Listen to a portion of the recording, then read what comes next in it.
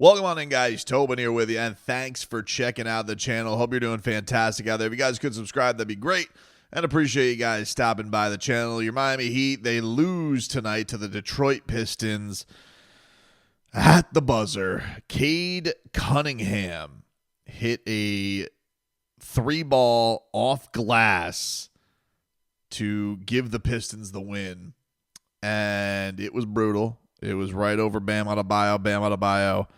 Tried to get an extension on him. He puts a heave and has extension, but Cade got the shot off already, and it hit high off the glass and bounces in with a second left in the game.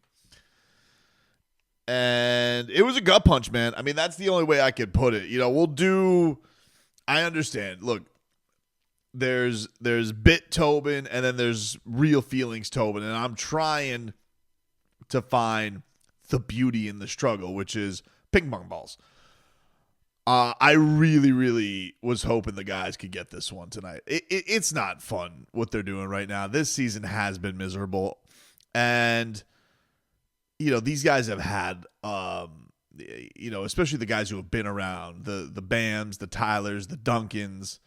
These guys have been around for a while, man, and this is amongst the worst, or it really is the worst. There's no other way to put it. Basketball stretch they've ever been through, and you're watching, teams that you basically used to toy with now just destroy you, be at the center of all your heartbreak this year, because you've watched the Detroit Pistons have your coach's most embarrassing moment. Very similar to this in overtime, where you saw, what you thought was a strong 8-point lead eradicated by Tim Hardaway Jr. And now today you have Cade Cunningham. He's remarkable. I mean, he's a very, very good player. I want to just, give him his flowers and let it be known, like, this man is tremendous. And even his early years before the shin injury and all that type of stuff, like I would watch this guy against the Heat and I'd be like, how is this Detroit team not better? This guy is incredible. And tonight he puts up a 25-point triple double, although the Heat did make him work for it. But that last one was like a dagger through the heart. It was like a dagger through the heart. It was like a kick in the junk. The Miami Heat fall 11 games under 500, 29-40 on the season. 13 games left, and the Miami Heat are 11 games under 500. They've lost 9 in a row, and Eric Spoelstra's longest losing streak continues.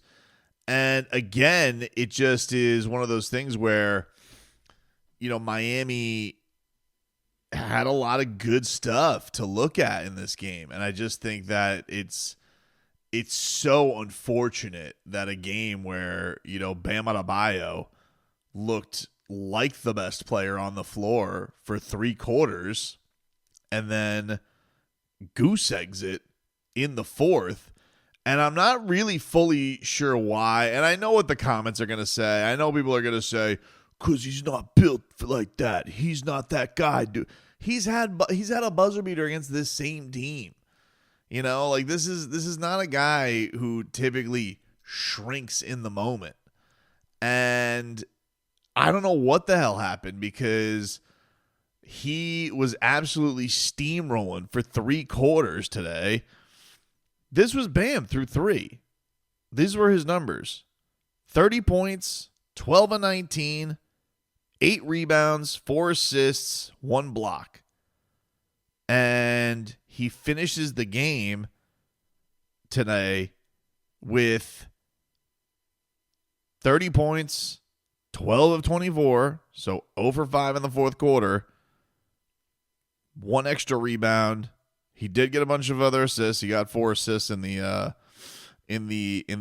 fourth quarter, which really seemed like where they were going with it. And that's the thing that's kind of like, you scratch your head around. I don't have the answers for. I don't know if that's a I would imagine the captain has some saying like, "Hey, coach, I'm going. Let me roll with it." But I imagine there's also a level of, "Hey, let's get other guys going around here too." And it definitely felt like especially early for him, it was a bit of an odd situation, and I don't know if he wore down or what, because he was going the way that he was, but they also even had like a weird sub out for him in this in the fourth, where he closes it out, and then he goes and he sits down with like 7 minutes left, gets a brief break, and then comes back in. But it was tough. He had one of these where he missed a jumper late in the shot clock, got his own miss, threw it up, and then he was furious with a no call that he got. Then he ends up with an offensive foul. He missed an open corner three, got subbed out, and then the Heat kind of was keeping Detroit at bay for a little bit. Jaime Jaquez, there was one play today that really stood out with this where it was a strong Khalil Ware step back three that was no good, that led to a Tobias Harris layup, and I was like, that couldn't have been the play. And then Davion Mitchell did come back. He ended up scoring. Khalil had a very, very interesting game too. There's a lot of nuances and little things that didn't necessarily go right, especially on the rebounding side of things for him. He did have 3 blocks on Cade Cunningham today, which was pretty cool on national television. I thought the first quarter from Khalil Ware was some of the best basketball that I've seen him play, but obviously there are going to be growing pains late from him. They took him out after having him in on the initial inbounds play to get Tyler Hero free throws to tie it. And then Spo yanked him and put in Jaime, who did not have a good game today. And Tyler tried to keep it afloat because it did feel like, it was a little bit of him or nobody in those closing minutes of this game. He had Bam had a sick play forcing a turnover on Tobias Harris that led to a Tyler Hero 3 ball that gave Miami back the lead. It was a huge shot. But there was one where it was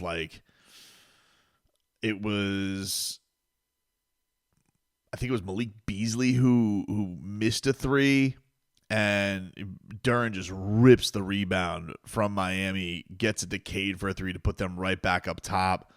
And the Heat's answer to that was Bam Adebayo missing a jumper. It was just tough, man. It was a tough one. They end up getting the tie because Tyler gets the free throws. It gets to 113 apiece. And then we have the just knife through the heart by the motorcade. So it was a tough ending to watch, and it's unfortunate because there was a lot of good stuff in this game. But what am I gonna do? You want to hear from that? I wanted to be it would be fun today if we could talk about how Duncan Robinson stepped up to Ron Holland. And Bam was stepped in to protect Duncan, but Duncan just would not stop talking shit to Ron Holland. And I'm like, I kind of want to see how this goes. And I got a lot of respect for that Detroit team because I know that they've been through it. They always seem to give Miami fits, even last year before this all got better. They're a very likable team. Maybe if Miami was competing a little bit more, I would hate their guts because of them playing on the line a little bit. But it's just tough. It's a tough spot right now, man. I don't have any good answers because when you look at it on its face and you're like, hey, guys, tonight you're going to get 30 apiece basically from Bam and Tyler. You're going to get a nice little spark from Davion Mitchell.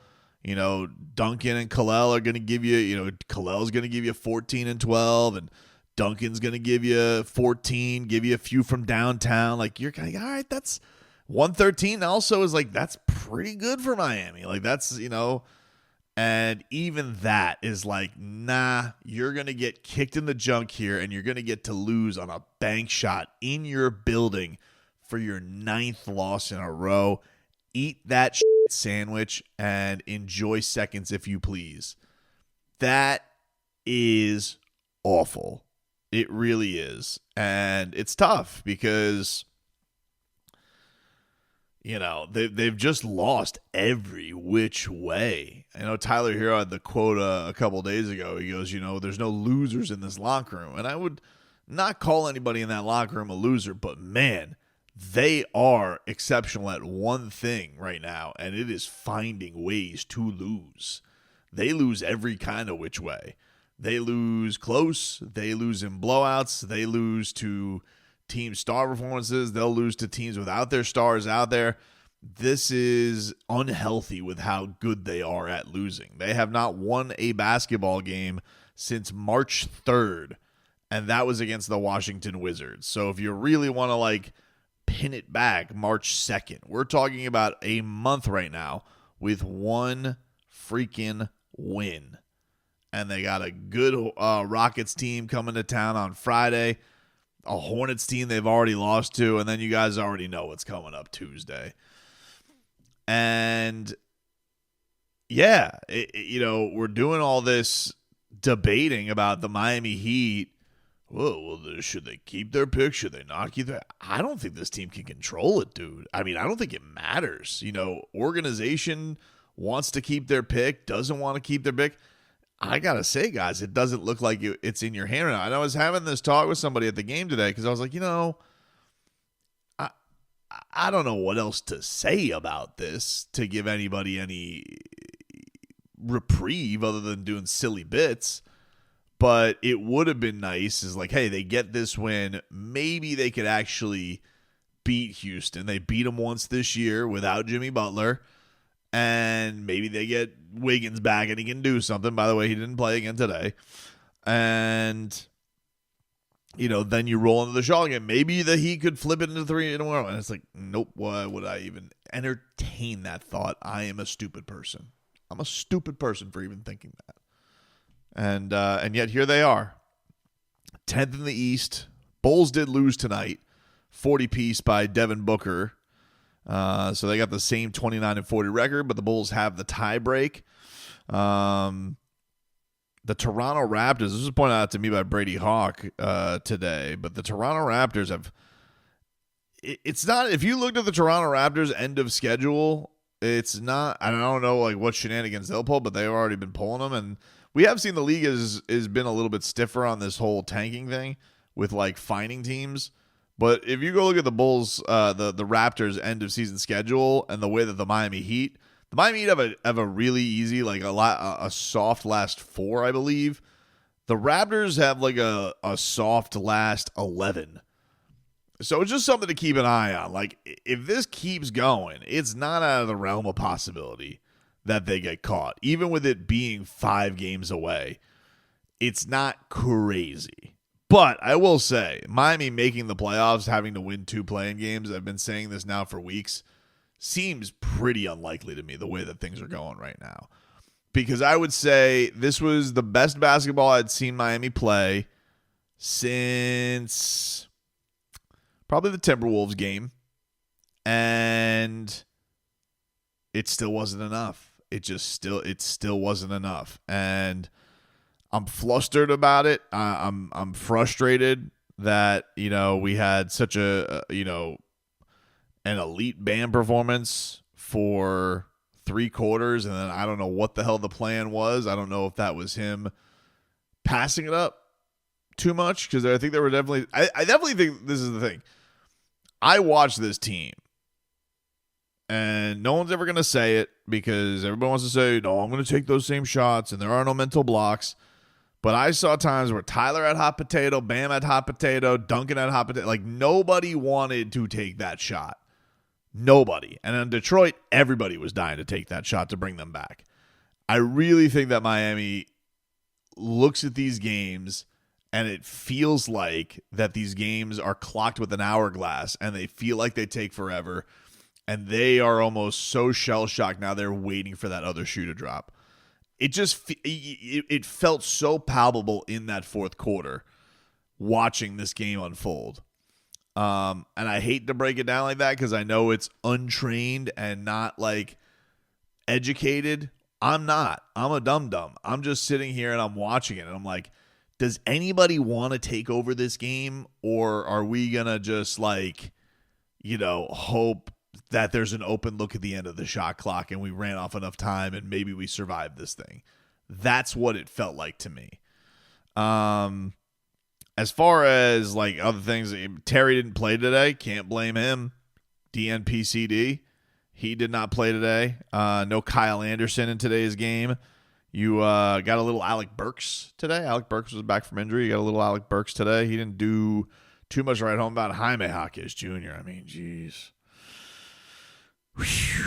He had one clutch bucket in the fourth quarter. Yeah, Jaime had one that put the Heat up 3. It was after a lob to Jalen Duren. That guy's a pogo stick. He's so athletic. But Jaime got a bucket there, and then that's when we had the Ware stuff. So, but Jaime today, dude, like he had 4 turnovers and 2 assists. Turning the ball over willy-nilly.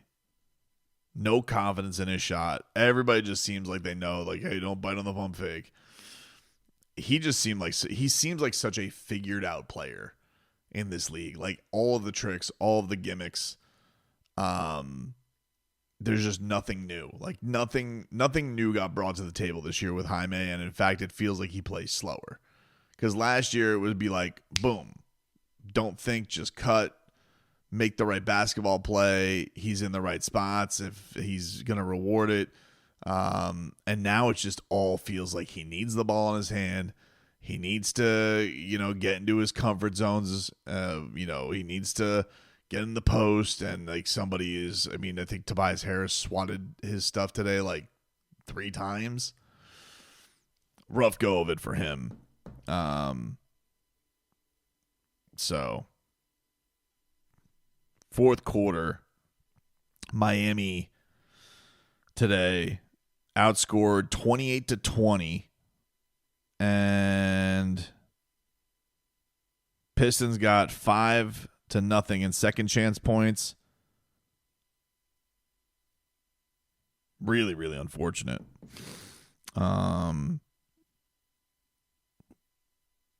Miami out-rebounded 15-5. Sheesh. 15-5 in the fourth quarter. That's rough. That is rough. Anyway, it was Goosey's to see Tim Hardaway. Pat Riley's birthday is tomorrow. I saw Tim Hardaway sitting with Pat and Alonzo Mourning. They were yucking it up. That was kind of Goosey's, but let's be real about it. I'm pretty gooseless right now. Sad. I have no bits for you today. Saw a car on fire on my way home today. That's why my video's up so late. Traffic was crazy getting back to the studio today. And I was like, oh, yeah, car on fire. That's like a metaphor for the season. That's what it is right now. It's like, you take your little, it's like, oh. Khalil Ware had 2 blocks on Cade Cunningham in the first quarter and another one in the fourth. That's all I have. I'm a broken man. I'm sad. I really, really wanted this one tonight. I did. I couldn't do the whole tanking thing, but